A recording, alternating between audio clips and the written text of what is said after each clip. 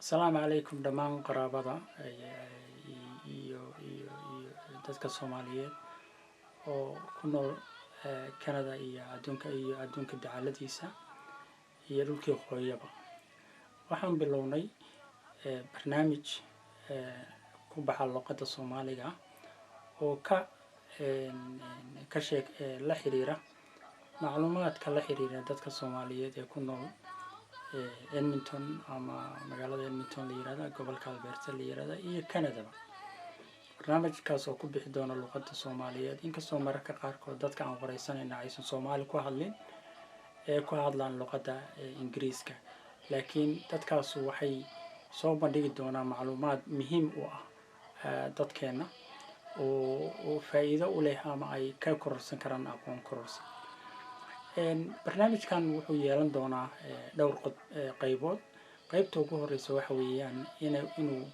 soo bandhigo wararka la xiriira dadka Soomaaliyeed ee ku nool Canada iyo waxyaalaha anaga naga khuseeya oo ka dhaca dadka waddanka dhexdiisa oo Canada maadaama aanu nahay dad ku nool oo wax la wadaaga dadka Canadianka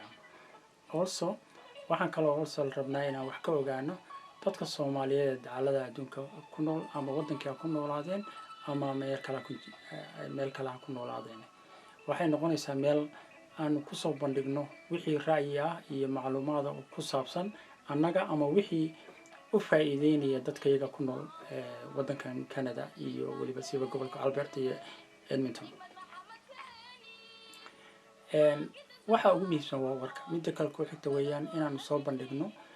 showyo u leh muhiimad dadka iyaga halkan jooga oo markaas ku saabsan waxyaalo badan sida ama aqoon kororsiga oo kale ha noqoto ama ha noqoto aqoon isweydaarsi ama ha noqdo wax isweydiin ama iska warhaynba intaba ha noqoto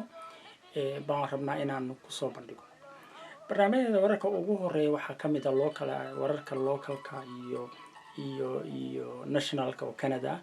iyo internationalka intaba oo laakiin muhiimadoodu ay tahay waxa faa'iidada u leh dadka Soomaaliyeed ama halkan ku noolaada ama waddanka ku noolaada waddanka dacaladiisa ku noolaadeen waxaan kaloo sameyn doonaa wareysiyo aan la yeelan doono dad Soomaaliyeed iyo dad ajnabi intaba oo u leh aqoon waxyaalo ay muhiimad u leh dadka iyaga oo maartay ama aqoontooda kor u qaadaysa ama ka siinaysa macluumaad waxyaalaha iyagu u baahan yihiin waxaan kaloo aan ku soo bandhigaynaa dhacdooyin ka dhaca annaga dhexdeena ama dadka waddankan la degan ka dhaca oo muhiimad u leh dadkeena waxaan u badantay inteeda badan dhacdooyinka ku dhaca dadkeena si aan u ogaano oo markaas cidii wax laga qaban karo ama wax laga qaban karo ay u suurtagali lahayd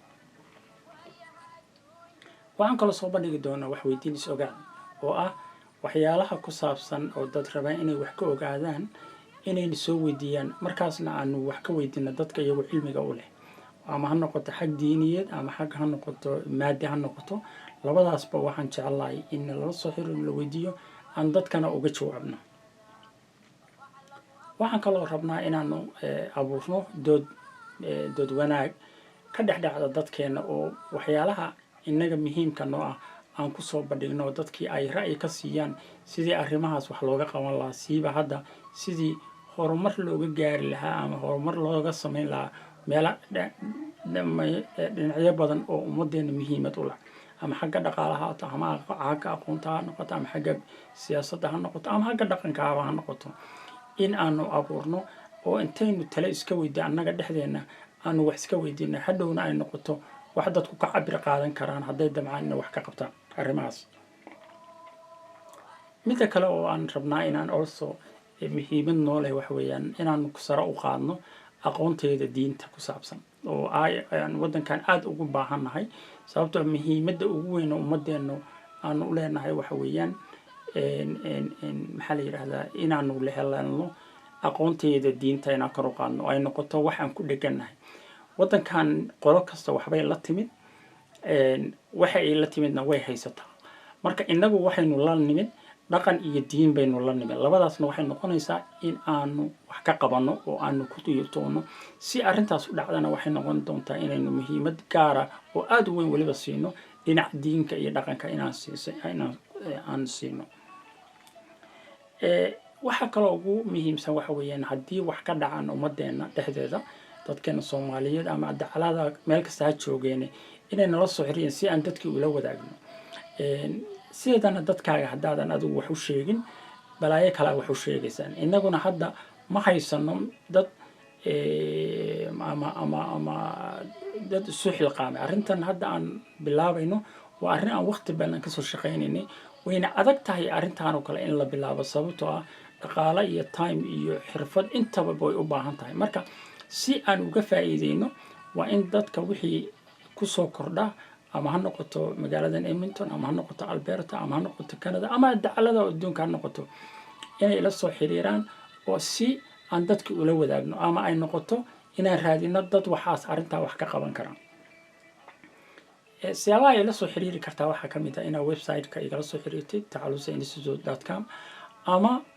blogga aynu inagu leenahay dooda aanu advocacy ku samayno oo la yiraahdo thehouseofjustice.org. waxaa kaloo igala soo xiriiri kartaa laba telefoon oo waliba shaashada hoosteeda ku qoran 780-666-6512 ama 587-333-1355 ama email-kayga oo ah info@tacalusa.com. ila soo sameeyo waxaan jeclaan lahaa inaan dadkeena la yeelno xiriiro joogto ah. waxaan nasiib u helay inay noo barbaariyay studio ay noo sameysay ay noogu deeqday Edmonton Gutos Mothers